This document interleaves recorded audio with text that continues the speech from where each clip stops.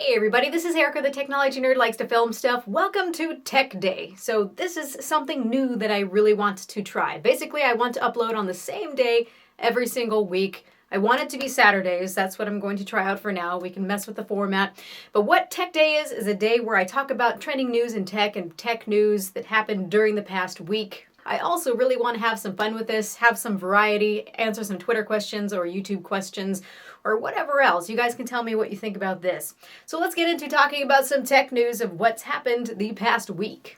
Alrighty, so the biggest news that we heard about during this week was the official pre-release of the Nintendo Switch. And we've been waiting for a long time to hear more information about the Nintendo Switch, so this was extremely exciting. John was running in circles around the living room and Bruiser was just like, what are you doing? This was right before, like 10 seconds before the presentation started. So we did get to hear more about the Nintendo Switch, and we also got to pre-order, which I hope you paid attention this morning because I was right on the brink of completely missing them. They're all sold out.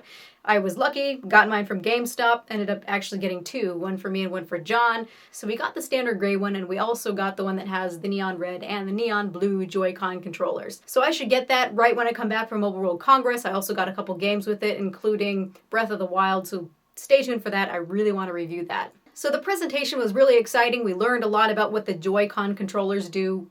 Did not expect that. I will get into that in a little bit. But sadly, we did not learn more really about certain specifications like how powerful this thing is. But I understand that Nintendo does not want you to pay attention to that. They're more of the type of a company where they want that to fade into the background. The specs just need to fade into the background. And the gameplay, the experience, and the fun is what needs to show through. And that's what I really love about Nintendo. There's just a magic to what they do. But I will tell you what I do know. So spec-wise, we don't quite know which SoC it has. We do know that it is a Tegra SoC, and suspected by Eurogamer, it is the Tegra X1 with 4 ARM Cortex A57 CPU cores, and also the NVIDIA Maxwell GPU. They're probably right. We'll see really soon as somebody tears this thing down. But essentially, you can think of this thing as a mid-range tablet, and actually I have one. It is so very reminiscent of the NVIDIA Shield tablet that I have right here. This is very much a gaming tablet, and it's funny because I feel like I already had the Nintendo Switch. I've got a little stand cover here. It's got an HDMI port so I can plug it into the TV, and I have a wireless controller. But confirmed, we have found out that it has a 6.2-inch display. It's a 720p display, so it's just barely hitting that HD mark. But understand that you need to be able to take it on the go with you, and so you're battling against power versus battery life. They have told us that we have about 2.5 hours to 6.5 hours of battery life, and that's not the greatest, but it is in line with my 3DS XL. And as a better benchmark with Breath of the Wild, they're saying it lasts 3 hours on a single charge, so it's really going to depend what you do with it and what games you play. It's got 32 gigabytes of internal storage, and it's expandable by an SD card slot. And it's nice that it charges via USB-C, because USB-C is a standard. This means that if you're on the go and you run out of battery power, you can bring along a battery bank as long as it's a powerful enough battery bank, and you should be able to charge it. So it should be able to charge via battery bank on the go. I don't know if Nintendo is going to release anything like this, but battery banks are pretty easy to get. So when docked, it puts out 1080p via HDMI. And what we do know is that when it's docked, it's going to run at a much higher frequency than when you unplug it and are on the go. So I'm wondering if we're going to be able to see any performance degradation. But knowing Nintendo, I'm sure it's going to work really well between going from the 1080p when it's docked, playing in the TV mode, to being mobile.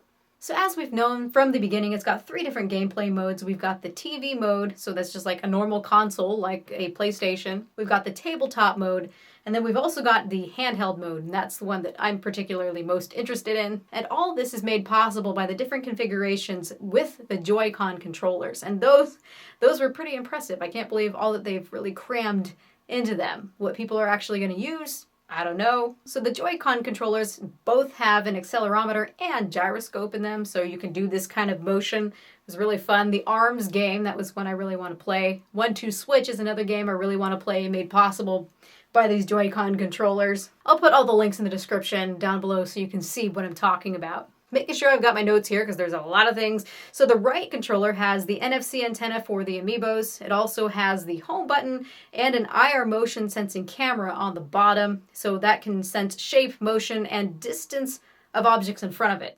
The right controller should also have the HD rumble, which is a haptic feedback system inside the controller that allows the user to feel various sensations. So I'm really hoping that's something that develops within gameplay. Then we have the left controller, which has a capture button that's going to be for social media. So right off the bat, you should be able to take screenshots and share that on social media. And later on, they're saying you should be able to record video as well. And as for launch titles, I'm going to put a link in the description so that you can see all the different launch titles, but definitely Zelda Breath of the Wild. That's the one I'm most excited about. That was at launch. So the cost for this is going to be $299 in the United States, and what comes with it is the Nintendo Switch console. We've got the Nintendo Switch dock.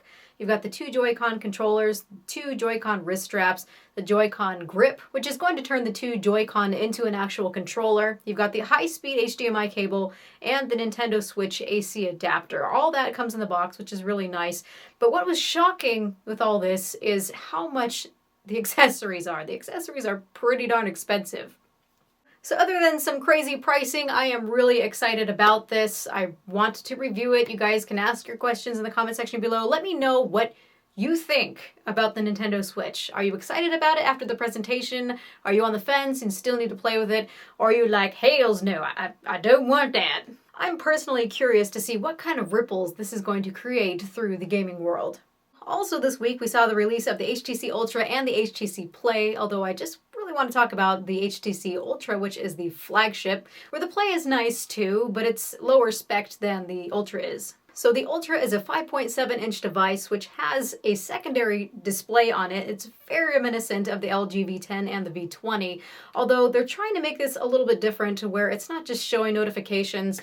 With its artificial intelligence, it really tries to learn about your actions during the day, what you do, your applications, your schedule, and it wants to notify you of those things. So we'll see, but otherwise the main display is a Quad HD display. It is Super LCD 5. On the front, we also have a fingerprint scanner just like the HTC 10, and actually when looking at this, I feel like it's a bigger version of the HTC 10. It's got a very different aesthetic, but spec-wise it's not too hugely different. It's like they said, here was the HTC 10, now here's something that's a little bit better to catch attention right before we had the HTC 11 announced. But this is an absolutely gorgeous phone. It is made of aluminum around the frame, and then you have glass on the back. And my favorite one is the sapphire blue. These just look really stunning. I'm a little bit curious to see how they're going to do construction-wise. It doesn't look like we have any waterproofing or anything, but with uh-oh protection, if you drop it and break it or you drop it in water, you can get it replaced for free. So I guess they offer that instead of having water resistancy. So spec-wise, it has the Snapdragon 821 SoC inside of it. It's very up to par with all the devices that have been released in this last chunk of the year. We have 4 gigabytes of RAM. You have either a 64 or 128 gigabyte variation. And I believe that the 128 gigabyte variation has sapphire crystal glass in the front instead of Gorilla Glass 5, like the 64 gigabyte variant does. I don't know when or where to buy that, but that is what I'm hearing. Otherwise, we have a 12 megapixel ultra pixel camera on the back. We have an f1.8 aperture lens, optical image stabilization, laser autofocus. The front camera is a 16 megapixel camera. There's a mode that allows you to turn it into a 4 ultra pixel camera, so it's supposed to help with low light. Some annoying things to me is that there is no headphone jack, and it's got the Boom Sound hi-fi speakers, so it's the same as what we had on the HTC 10, where we have the tweeter on the top and the woofer on the bottom.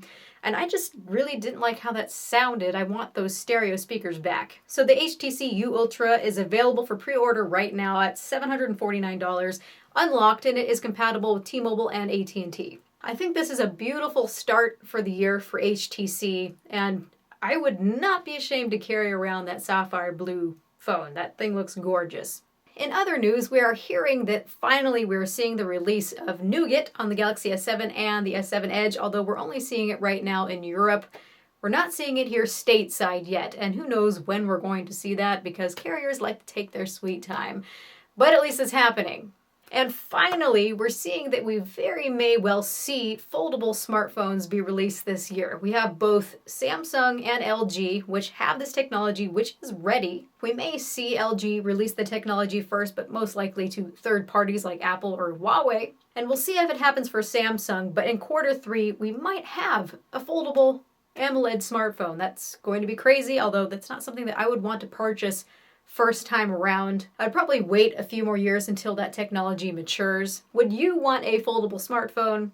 let me know. So before we wrap up, we did see CES have its final conclusion. You can check out my summary video. You can check out in the link in the description or right here. There should be an information little box. So this has been Erica, the technology nerd who likes to film stuff. Please rate, comment, or subscribe. And if you do subscribe, please hit the little notification bell so that you get notified of new videos. I'm really hoping that uploading on the same day every week, if I can do this, will also help you guys know as well that I'm creating new content. I do create new content every single week. So we'll see what this turns into. Thank you guys so much for watching and have a good night.